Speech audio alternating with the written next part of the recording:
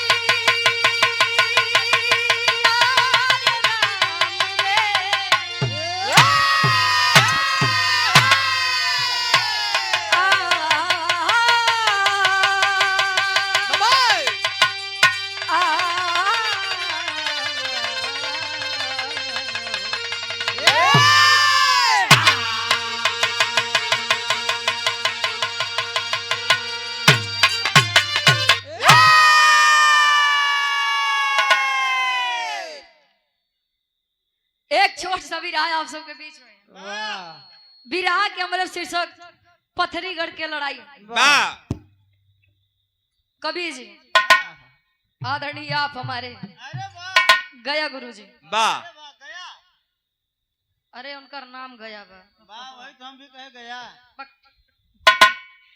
ए भैया कवि की लेखनी वीरों के बारे में 4 लाइन लिखत बा अब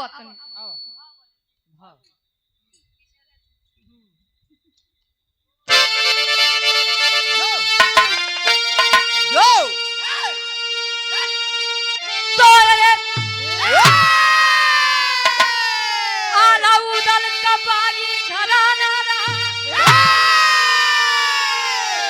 मोहब्बत वाले सजाए थे दुनिया में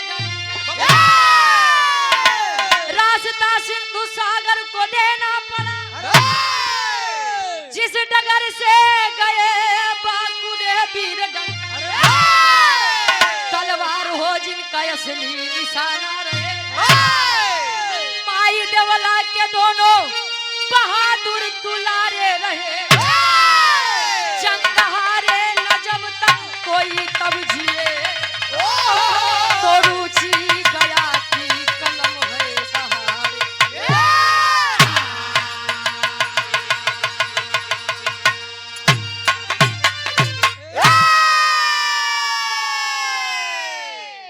आला उदल का बागी घराना रहा मोहब्बत वाले बजाए थे दुनिया में डंका।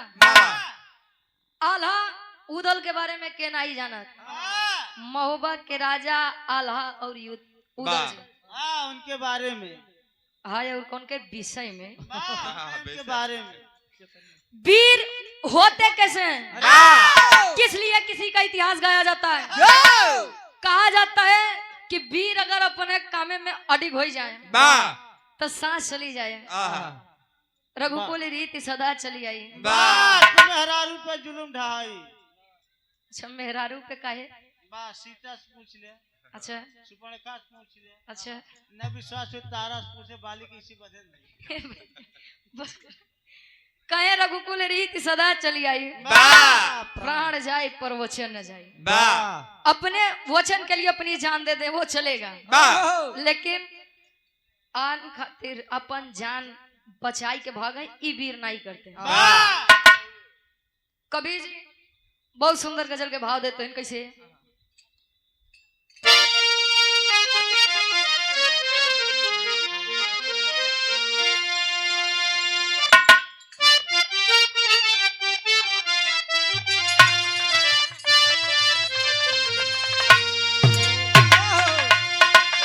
किसी पीने वाले पीने वाले को हाँ हो वाह का पिए वाले वाह का पिए तो हम बात सुनो देसी मत वाह हमको चाय पीने वाले को अच्छा चाय पिए वाली नहीं वाह कंपोजिट वाली बात है। वाह समझे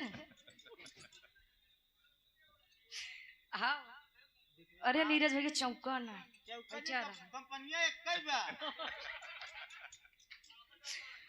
दावत मिली है लइको बतावे दादा आज जनात नहीं है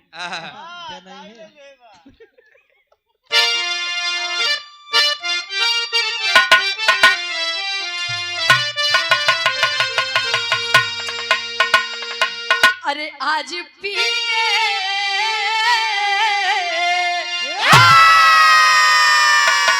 अरे आज पीने की दावत है यारो चांद पर बैठ कर हम पिएंगे आज पीने की दावत है जियो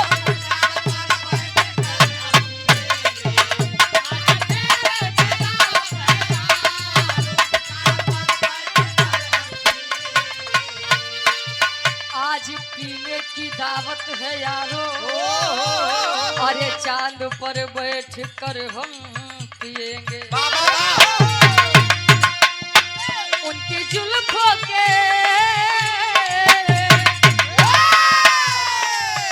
उनकी जुल्फों के साये में हंस कर उम्र भर हम नशे में जिएंगे उनकी जुल्फों के साये में जियो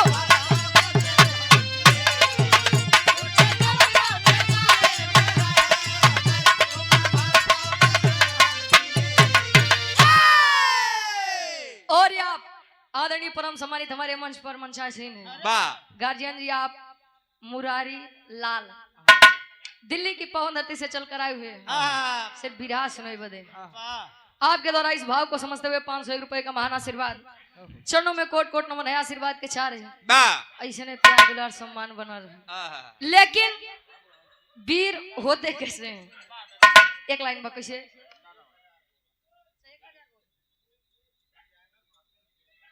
डिजाइनर मास्टर भी हैं आप दिल्ली की पवन धरती से चलकर आए हुए गार्जियन जी आप मुरारी लाल गार्जियन जी के द्वारा इस भाव को समझते हुए 1001 रुपए का महान आशीर्वाद के चारे चरणों में कोट कोट बने आशीर्वाद के चारे अपना म्यूजिक प्रयागराज के प्रोपराइटर साहब महेंद्र यादव दादाजी हमारे दादा बहन पूरे बिरहा जगत में फेमस हो गए दादा भैया ऐसी उम्र वाले इनसे जो ज्यादा उम्र वाले हैं उन लोग इनका दादी कहा दाई की हैरत है हमारे दादा की तरफ से 200 रुपए का महान आशीर्वाद चरणों में कोट कोट हमारे आशीर्वाद के चाह रहे हैं अब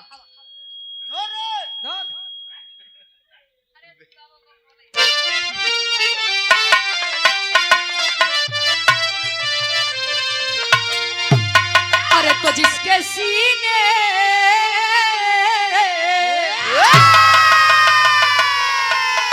अरे तो जिसके सीने में जलता हो सोना सानी फौलाद बनकर जिएगा जिसके सीने में जलता है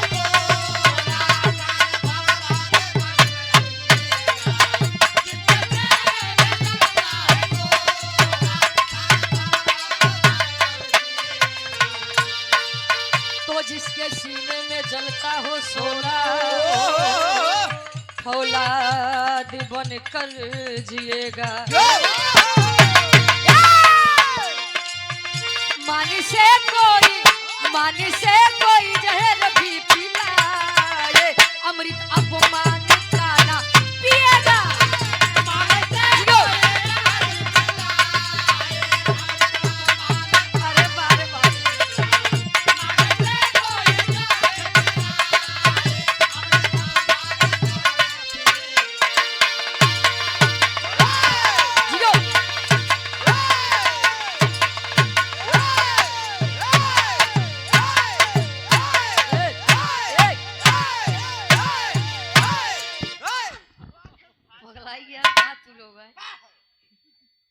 बस बैठा रहो। हाँ जोहरी माया कहे जिसके सीने में जलता हो सोला सानी फौलाद बनकर जिएगा।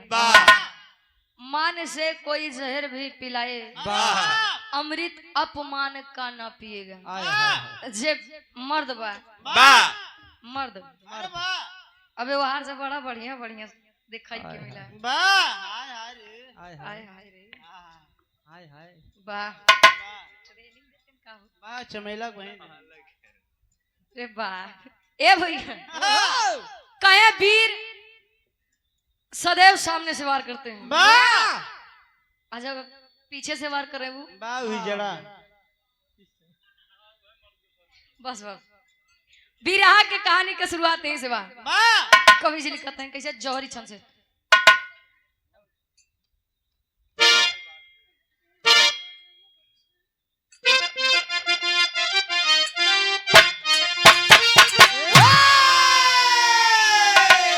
अरे कहती हूँ बड़े यदव से ये बिल्कुल बात सही है। सोनवा जैसे सुंदर नारी धरती पर नहीं कही है।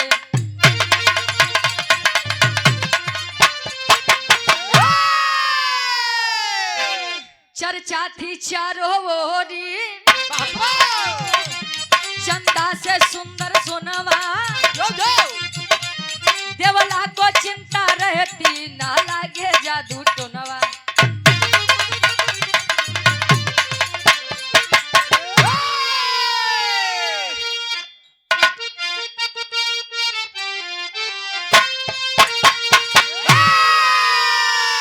अरे तो ज्वाला को खबर लगी जब तौबा के अंदर आया झूला झूल के बगिया सोनवा रानी को पाया ज्वाला की मनसा पर हक्कानी को फटकारी बंगार हो जाओ मैं वीर पुरुष की नारी। जियो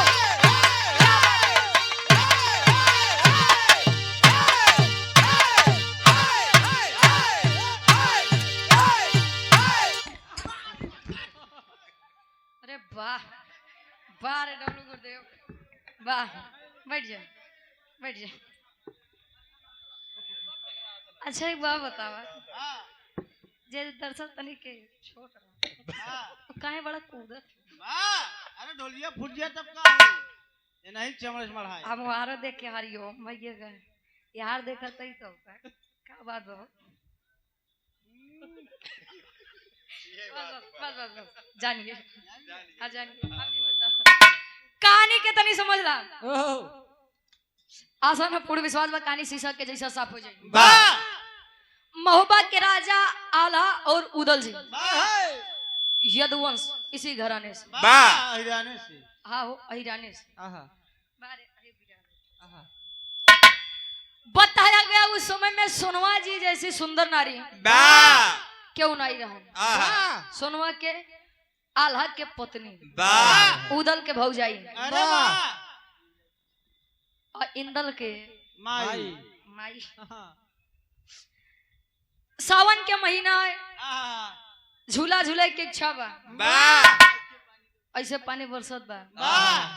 अच्छा यह मौसम में अलग ही विचार होता है।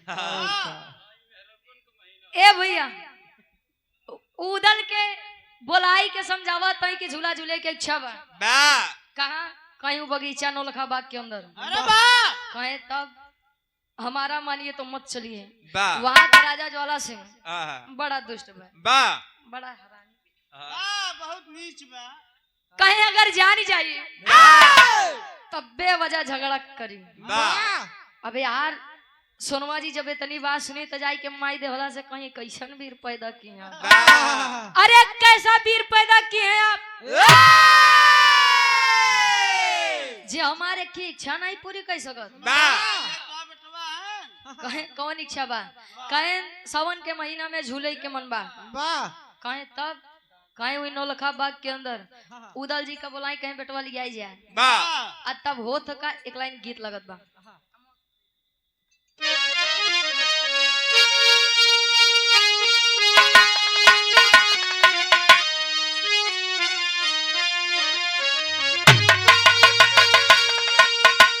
अरे अम्मा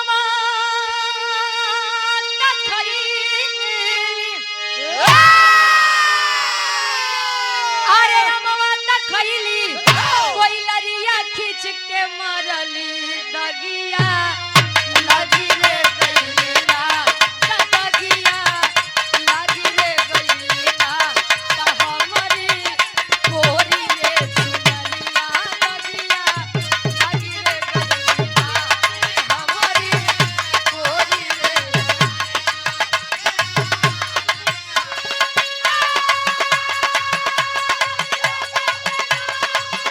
जियो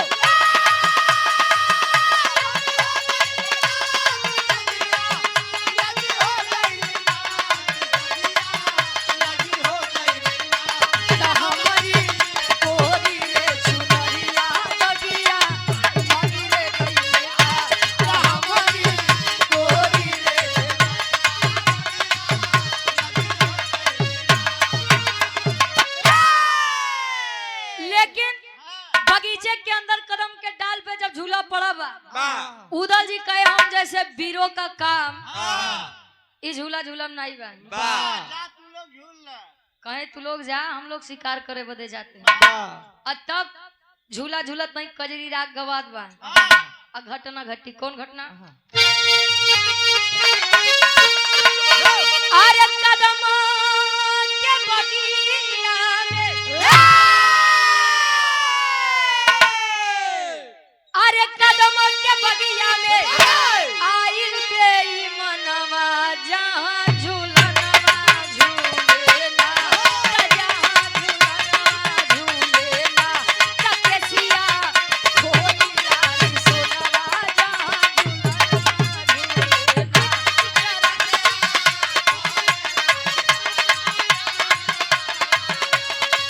जियो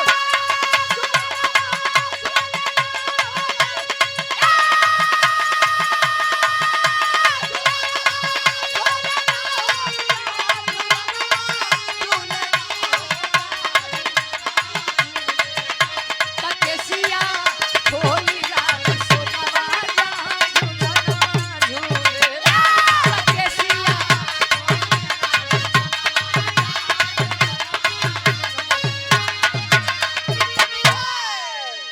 कदम के बगिया में आइल बेईमानवा जहाँ झूलनवा झूलेना वाह केसिया खोली रानी सोनवा जहाँ झूलन जहाँ झूलनवा झूलेना रानी सोनवा झूला झूलत नहीं तब ले ज्वाला सिंह सोचे वाह हमारे बगिया में इतना बोल चाल आहा पता करत नहीं आ जब आए सोनवा जी का देखें तो बस देखते रहिए वाह अरे बा अच्छा आ जब देखा नहीं तब ले सोनवा जी समझ गए ए का देखा था अच्छा हमके काहे का देखा था काहे तो काहे काहे कबो लड़की नहीं देखिया का देखत बहुत मगर तोहरे जैसा ना देख कहे नारी तो बहुत देखा लेकिन तुम्हारी जैसी है वाह नहीं देखा प्रेम करते हैं आपसे विवाह करना चाहते हैं आपसे वाह आई लव यू अच्छा अंग्रेजी पढ़ावे तू गरे है तब समझावत है सोनवा जी का समझावे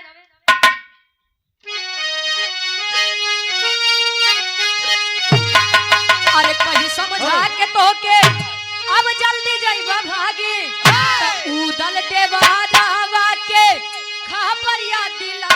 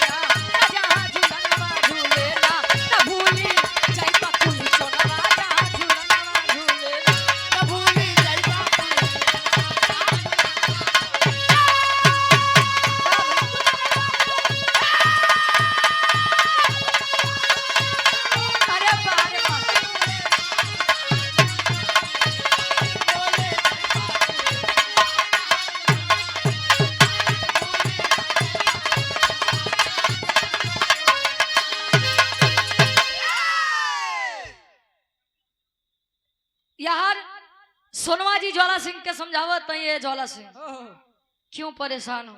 वाह मैं शादीशुदा हूँ, मेरे पति का नाम आला है, मेरे देवर का नाम उदल है, वाह और मेरा एक बच्चा भी है, उसका नाम इंदल है। वाह कहीं अच्छा, लेकिन कहा थे ना जब दिल लगा गधी में तो हाँ परी क्या चीज है। ए भैया, प्रेम अंधा होता है, अरे वाह लव इज ब्लाइंड। क्या बात है। हाँ, अरे प्यार अंधा होता है महाराज। वाह और जब प्यार हो जाते है ना तो चाहिए जैसे रहा वाह उहूर के परी लागत है। हाँ। अब यार ज्वाला सिंह सोनवा जी से विचार विमर्श करते हैं, तब लगने लगा तब बात बनी होनी ना।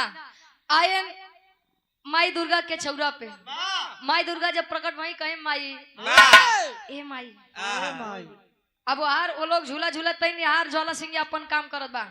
ए माई जवन लड़की आज मिली रही रतिया में नहीं यार, मंदिर में कहे जो लड़की आज दिन में बगीचा में मिली रही, माई वही से बियाह करा दे तो जीवन में कुछ न मांगत। कहे बेटा सोच लो, वो शादीशुदा है, उसका एक बच्चा है, अपनी माँ के बगैर कैसे रहेगा। कहे अच्छा तो लड़कवा बिछुआ में आई ना, एक काम करत है उ लड़कवा के बलि तो चढ़ाई दे। कहे अच्छा तब बात कुछ बनी। माँ दुर्गा से वचन बंधाया, वचन दिया कि माँ आप मेरी शादी सोनवा से करवा दीजिए, मैं उसके बेटे इंदल का सर काट के आपके चरणों में रखूंगा। माई दुर्गा तैयार हो गए, यहाँ पहुंचे, सोनवा जी को पकड़ के लेकर आए अपनी नगरी में। जब लई के आए तब पथरीगढ़ में जब लई के आए तब उदल जी अपने भौजाई का हेरे बदे रूप बनावत है। कौन रूप बनाए, एक लाइन गीत लगा।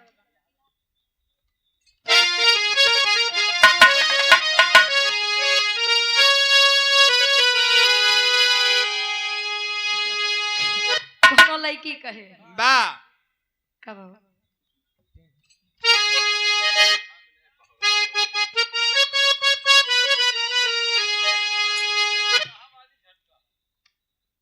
अच्छा अब अरे तो हम गवनवा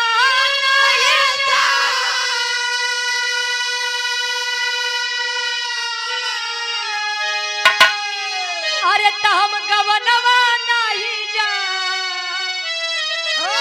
तो हम गवनवा नहीं जा,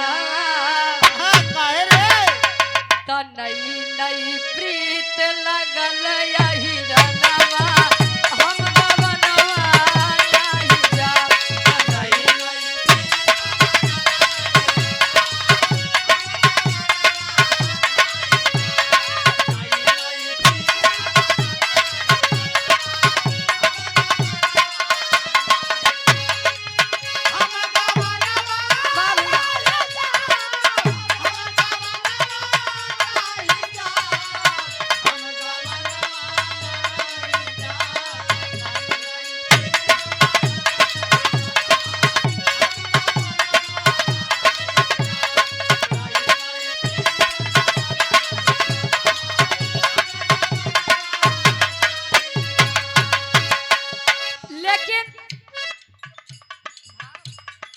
उदल जी अपने भौजाई का रूप भौजाई का खोजे बदे जाई के आला जी से बताओ तो का बतावे कहे रण जुझरवा चलले ना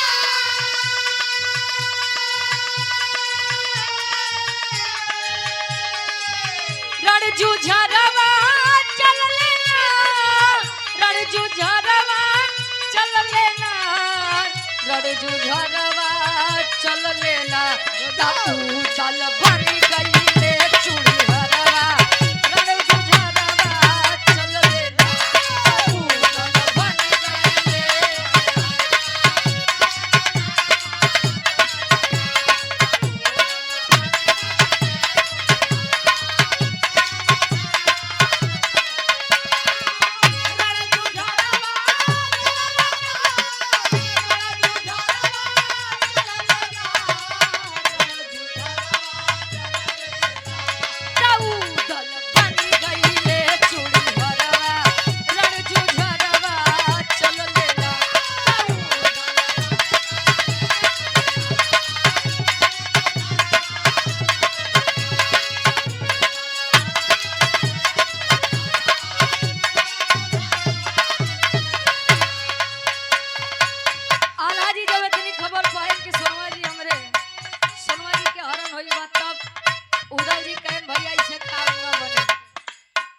निकाला कोई भौजी के सामान। जब सामान निकलवाए चुड़ियारिन के रूप बनाए उदल जी मेरा रूप के रूप जब ले टोकरी में जब चूड़ी लिए पहुंचत है चूड़ी बेचे बेचे गांव नगर पहुंचत चूड़ी ले लो नहीं लेना चूड़ी बेचत बेचत जब पथरीगढ़ में ज्वाला सिंह के दरवाजे के पास पहुंचे तो ज्वाला सिंह का एक बिटिया रही जकर नाम सुगा पंखी ने बताया वो सोनवा के बड़ी देख रेख करे। सोनवा जी कहीं बिटिया ढेर दिनों के बाद चूड़ी नहीं पहने जाई के लिए आई क्या हाँ लई क्या बात तनी सा चूड़ी पहन ली। आ तब उदल जी जब पहुंचे हाथ रखे सोनवा जी के तब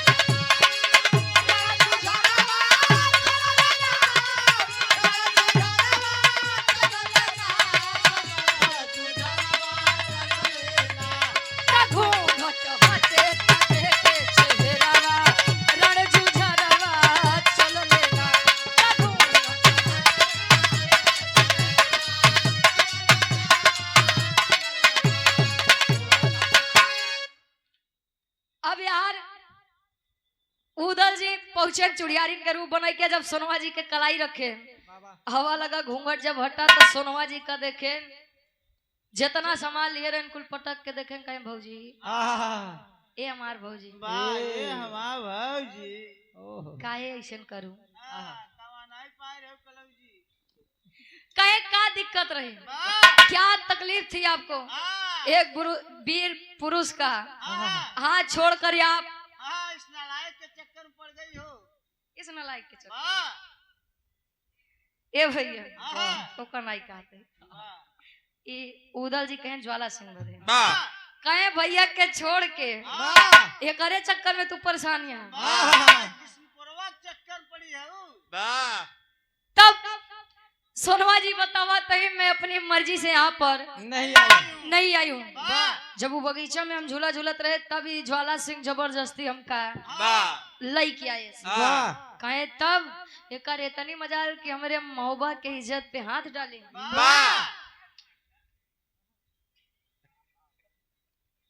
अरे नीरज भैया जावत हूँ का कुल सामान फेंक के तलवार खींच लिए। आज जब तलवार खींचन युद्ध करे बोले तब सोनवा जी समझावत तो का समझाई एक लाइन गीत लगत बा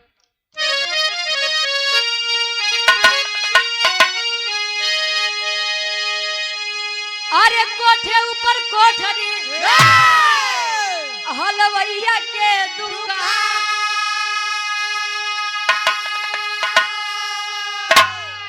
अरे हाथ से लड्डू छूट गया बनवरिया मारे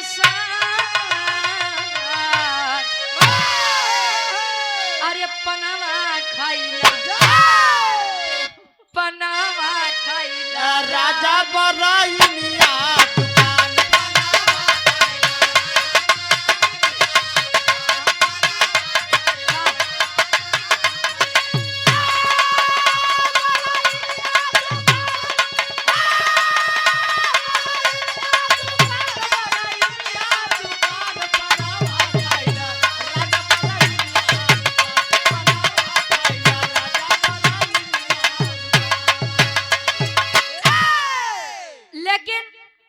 जब इतनी बात उदल जी सुने तब उदल जी करत हैं का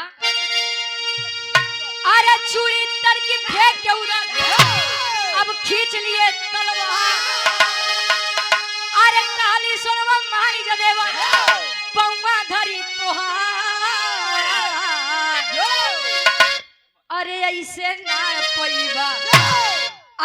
ना पैबा ज्वाला के तू ऐसे ना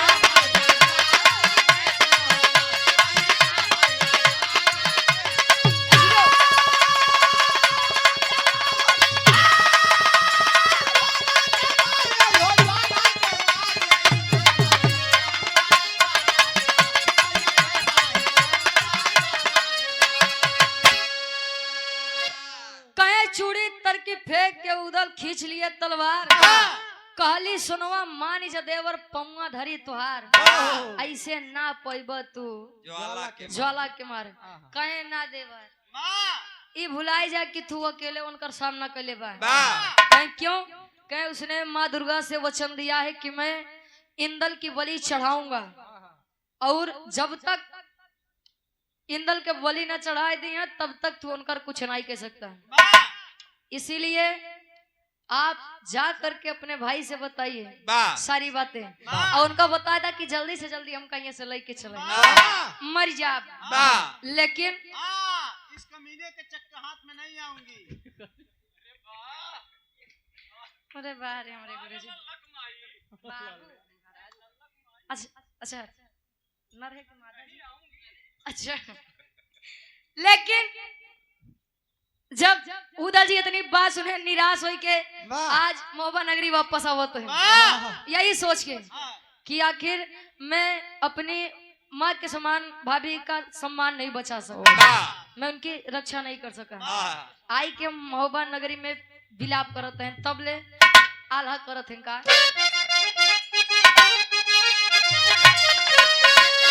अरे लौटे महोबा अब महोबा के बाघा तो उदल के रोवत देखल तब आल्हा दादा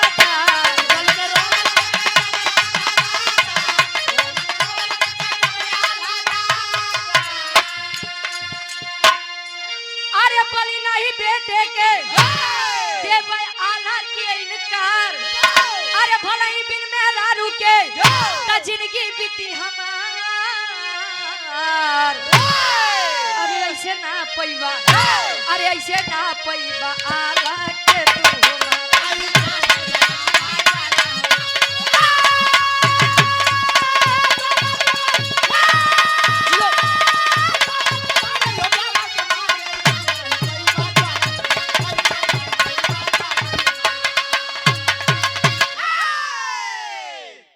उदल जी विलाप कर रहे हैं रो रहे हैं तब आल्हा जी देखे कहे का बात बा क्या हुआ सब ठीक है क्या हुआ कुछ नहीं हुआ कहे क्या हुआ कोई दिक्कत कोई तकलीफ कहे मैं क्या बताऊं कहे क्या कहे भौजाई का लिया वो दे गए मैं लेके भी आता लेकिन एक दिक्कत है कहे क्या कहे भाभी को यदि लाना है तो इंदल की बलि चढ़ाना चाहे आप चढ़ाइए चाहे ज्वाला सिंह चढ़ाए लेकिन इंदल की बलि तो चढ़नी है।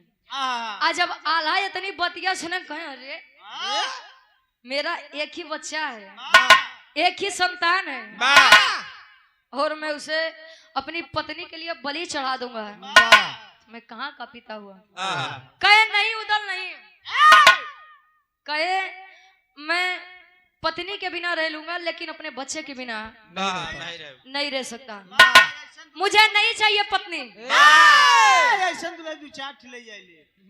मुझे मेरा बच्चा चाहिए तब तेरी के भाव में कवि लिखा था इनका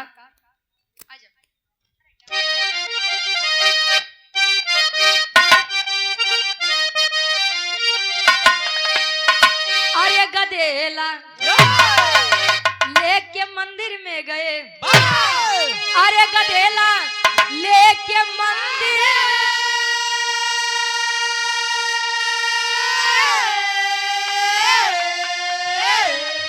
अरे गदेला लेके मंदिर में गए सोनवा कारण आला उदल पीर बघेला बघेला बघेला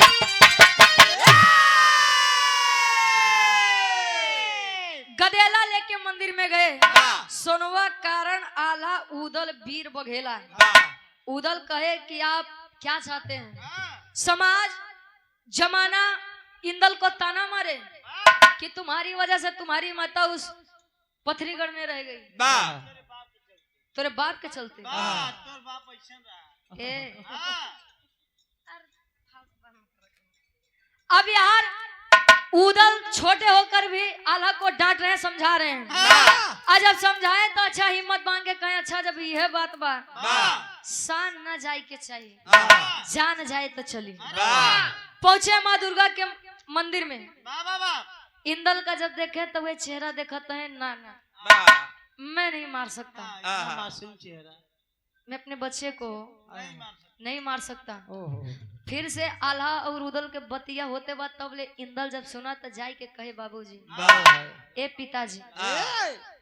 इंदल जाके अपने आल्हा यानी पिताजी से कहता है, पिताजी मेरी बलि यदि माँ दुर्गा के काम आती है तो आप चढ़ा दीजिए, लेकिन माँ को उस कायर और कमीने के यहाँ से लेकर आइए। इतनी बतिया जब इंदल के सुने बलि चढ़ाई अपने बेटे की। आल्हा माँ दुर्गा के मंदिर में अपने बच्चे इंदल की जब बलि चढ़ाए, माँ दुर्गा प्रकट होते हैं। पापड़ के भाव में कवि जी लिखते हैं,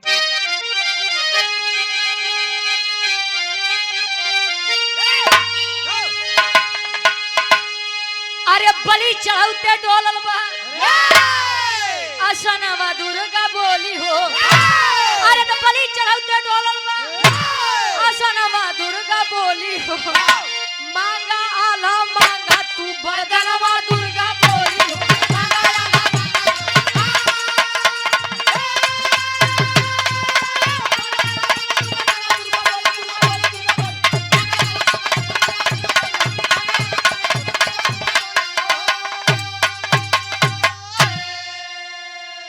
बलि चढ़ाते डोलल बा असनवा दुर्गा बोली हो। मांगा आल्हा मांगा तू वरदानवा दुर्गा बोली हो। बच्चे की जब बलि चढ़ाए माँ दुर्गा प्रकट हुई। आल्हा ए बेटा आल्हा बोलो मत। क्या चाहिए? तार मेरा रुका एन कर मेरा रुनाई हो। उ आल्हा आल्हा जी कहे माई दुर्गा से नहीं वो अपन रोई लागत न का करबा। अजब माँ दुर्गा प्रकट हुई, कहे बोलो बेटा क्या चाहिए? बोलो। क्या चाहिए तुम्हें? जिसने हमको वचन दिया था उसने बलि नहीं चढ़ाई, लेकिन तुमने अपने पुत्र का मोह ना करके हमको बलि चढ़ाई है। तब जौन मांगे खूब मांगला, आज दिल खोल के मांगा, हम देव। कहीं अच्छा देवू माई, कहीं हाँ, कहीं तिरवाचा बांधा, कहीं बांध लिया, कहीं देवू देव, कहीं देवू कहीं देव। हाँ बेटा देंगे। क्या बात। अजब तिरवाचा बंधाए तब आल्हा जी मांगत है का,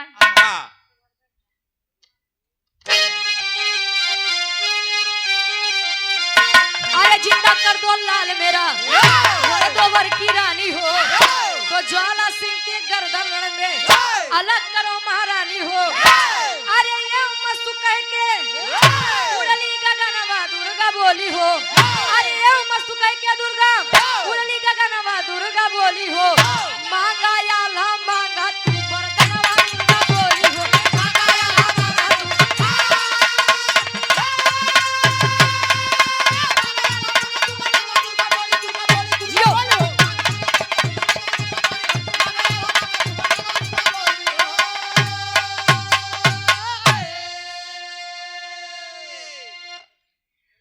कहे जिंदा कर दो लाल मेरा वर्दो वर की रानी हो। ज्वाला सिंह के गर्दन रण में अलग करो महारानी हो। कहे देवाई चाहत या तो दा जौने लड़का के तो कब बलि चढ़ाए वे लड़का हमारे वापस कह दा। कहे अच्छा है। अजब आल्हा जी की बात सुने कहीं ओ मस्त और कुछ चाहिए? कहे हाँ। कहे मैं ज्वाला सिंह की गर्दन रण में काट के आऊंगा। ये मस्त ऐसा ही होगा बालक। अब यार वरदान दे के दुर्गा जी चली गई ओहो और तब पथरी पे चढ़ाई करते हैं महोबा वाले। वाह और जब चढ़ाई करें तो ज्वाला सिंह पहुंचत बा माई दुर्गा लगे तब वाह माई दुर्गा बतावत है समझावत है आल्हा के भाव में।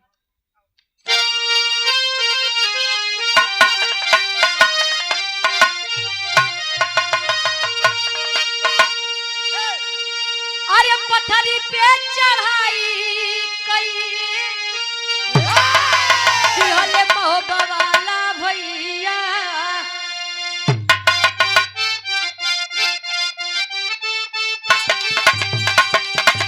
ज्वाला के खबरिया लागल होई कैया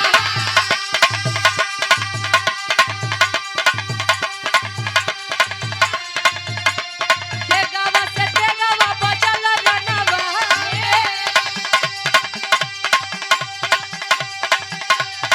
अरे दुर्गा जी के मंदिर पहुंचा होई के कैया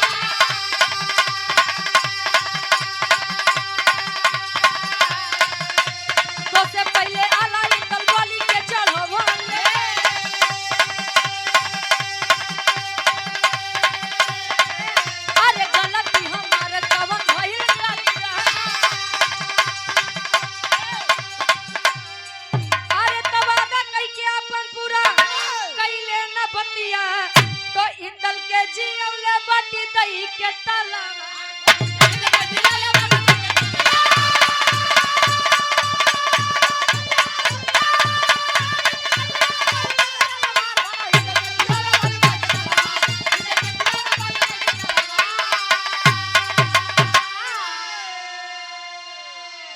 महोबा के राजा आल्हा उदल इंदल को लेकर जब चढ़ाई किए पथरीगढ़ पे आज जब पथरीगढ़ पे चढ़ाई किया तब पथरीगढ़ के राजा ज्वाला सिंह माँ दुर्गा के पास आया माई ए माई बोल बेटा जी आई ले आय हाय ना तो मारी जाई वाह कहे के बाप जा मरवावे कहे आल्हा कहे माई बचाई ले हां कहे न तूने हमसे वचन दिया था हां कि मैं इंदल की बलि चढ़ाऊंगा।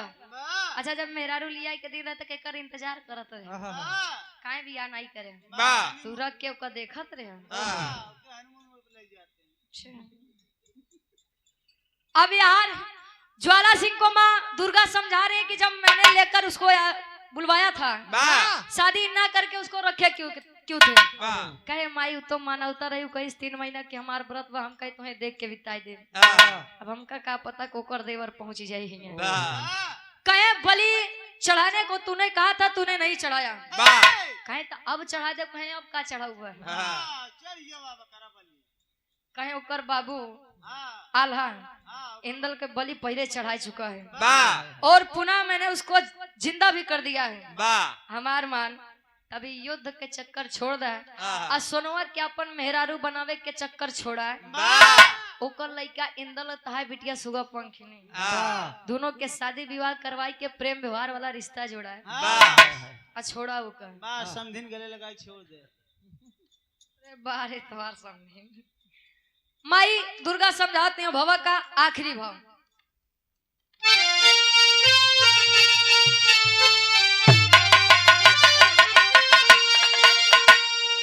अरे काली दुर्गा ज्वाला से न मचावा ररिया तो काली दुर्गा ज्वाला से न मचावा ररिया जोड़ा आला उदल साथे नाता के डोरिया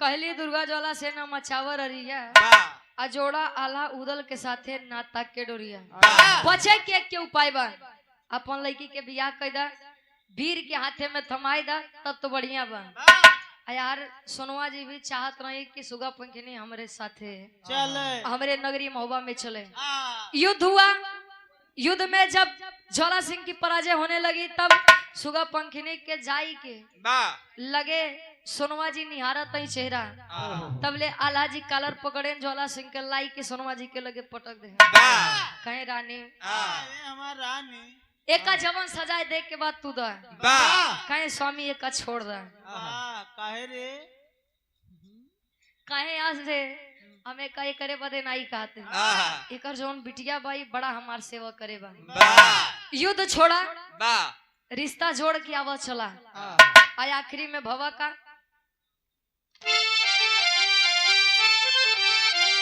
अरे सुगा पंखनी से भइले इंदल के बिया हो डोली चली ते ही छन मोह बाबा के रात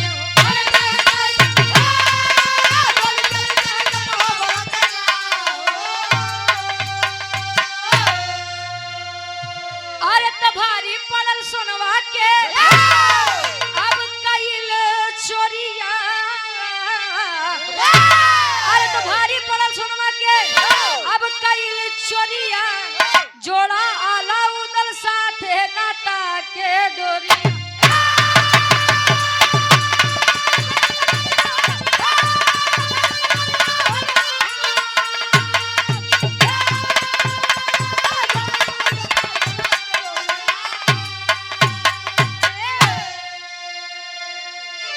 आखिरी में सुगा पंखनी और इंदल के विवाह करवाई के हंसी खुशी सब महुबा नगरी वापस आई गए नो पथरीगढ़ के आजादी दी ये बरे कहा थे मेहरारू अगर चाहिए चाहिए हाँ हो अदरक न ले अरे वो चाय नहीं चाह ले कोई चीज ठान ले तब हाँ तू चाय पीछे जी परेशान हो जानता है काश का हो जाए मेहरारू चक्कर में पूरा रामायण चला गया मेहरारू चक्कर में पूरा महाभारत हो गया अबे होता हुआ अबे बाहर से सुनबे बहना मेरे देश की भौजी बड़ी मन मौजी घर में कीने लगा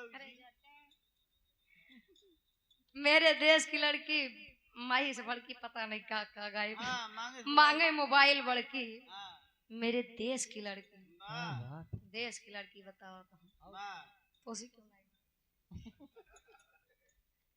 ए भैया उनसे मांगे जब किरनी बेचे पड़े अच्छा यो बात बा अच्छा एक तरफा ना बतावा करे ए बरे मेरा रुगर चाहिए और भैया से का करवाई दे मेरा रुगर चाहिए तो घरे तू भाई आ तो तू मोहरा करवाई दे भैया इनका सहूरे बहुत नगद होत पहले अपन सहूर देख लेता आखिरी में खानदान के परिचय बा अब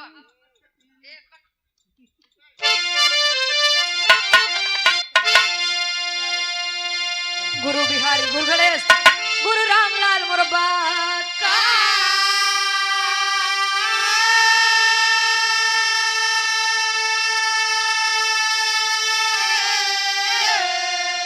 तो स्वर्ग बसे चंद्रिका कबीर फहरे विजय पता